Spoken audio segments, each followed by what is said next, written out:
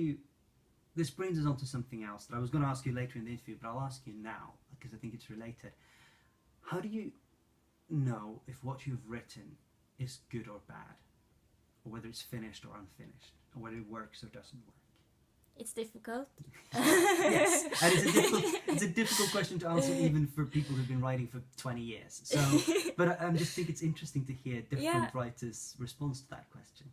I don't know. It was after I'd studied the theater at the videregående. Yeah, the high school. The high school. I went to a creative writing class, and no, I couldn't write one sentence without 17 people commenting on it. So then I always knew if it was good or bad. But now that I'm working more traditionally and I'm alone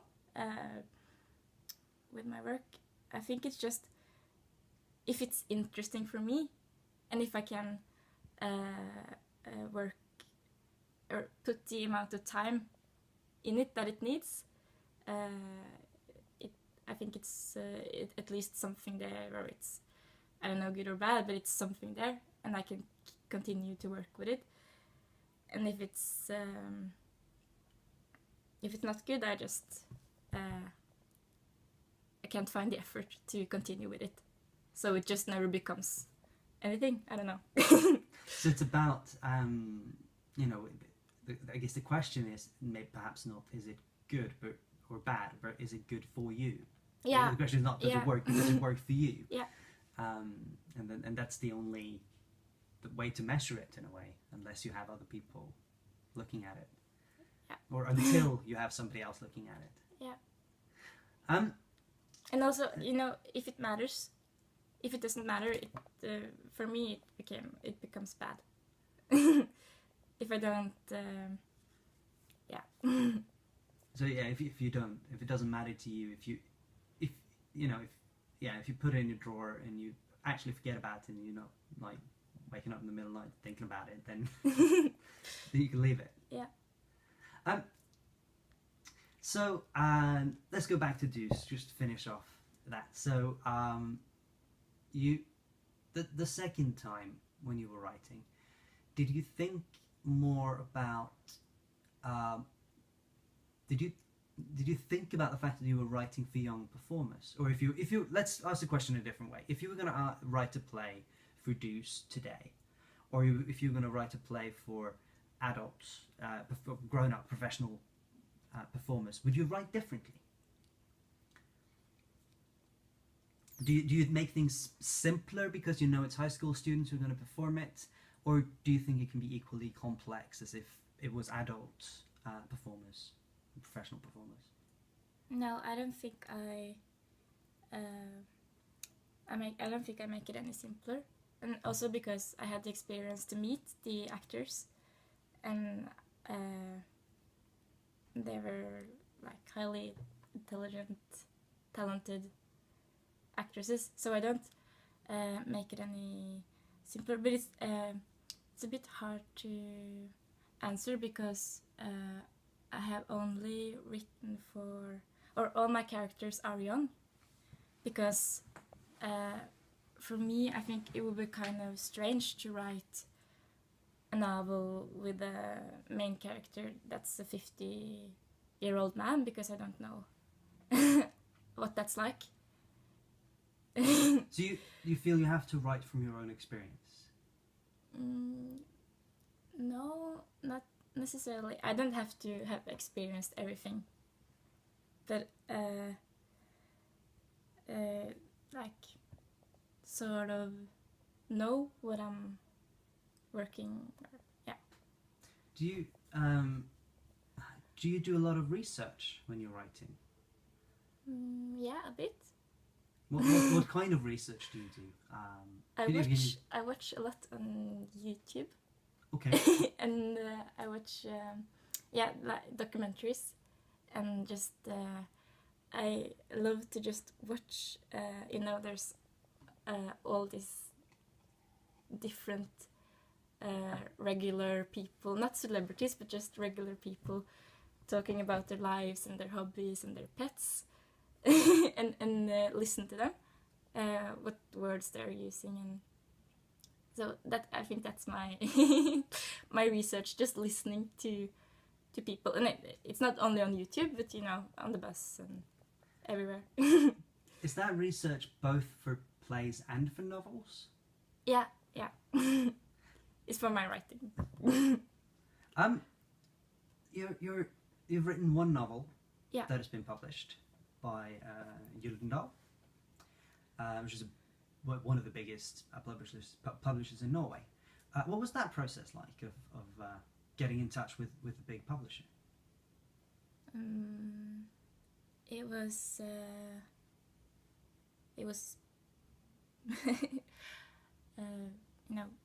big for me. Mm-hmm. It was my dream that fulfill. Yeah. And it was also intimidating and scary and great at the same time. And I felt, and I still feel really lucky. How long is it now since the book came out? 2 years, I think. Okay. Yeah. And is the publisher still on your back to get more work from you? Are they still? Do you feel that they're interested in you as a writer? Yeah, I do. Or at least I think she is. I hope so. Yeah. Do you feel? I mean, in the process. I mean, for the first time, when you sent it in to Deuce, you got a dramaturg the first time, and you went through a longer process. And you said that was like an education. Was it similar with the publishing? Did you have an editor that? Yeah. It was actually really similar. Just working back and forward. So again, it's like it's in addition, of course, to your writing diploma from Bø, but it's another education in a sense to have an established editor looking at your work. Yeah, it's like for real. Do you feel? But the Bø experience was kind of more beskyttet. It's protected. Yeah, it was protected, and it was a school, and but publishing a book was. Do you feel a lot of pressure? Yeah. I've always had this prestasjonsangst. What is that in English? The fear of not accomplishing, or yeah. Which I think is very normal for any writer. Yeah. I think. Yeah. Which was much worse, by the way, when I was younger. Okay, it's getting better. It's getting better. So something to tell to other young writers. Yeah. You can get over it. Yeah. No, but pressure. I think I got somehow like a flying start. I had these years when I was 17 and 18, when I was really productive, and I wrote some monologues that got published, and plays, and also a novel. But then I moved out from. I moved away from home, so I had to make rent and had to eat. So there was not that much time. So because I had to have the money work in addition to my writing work. So I didn't get as much done as I was used to. Do you are you managing to find the balance to is it getting easier to find time to write? I think I have become forced to become more disciplined. Not that avhengig. Dependent on the inspiration. I see it more as like I have to just sit and write for 2 hours, and I have to sort of force myself. I can't write in the same way that I did when I was younger, because now I don't have as much time as I did when I was living at home and going to school.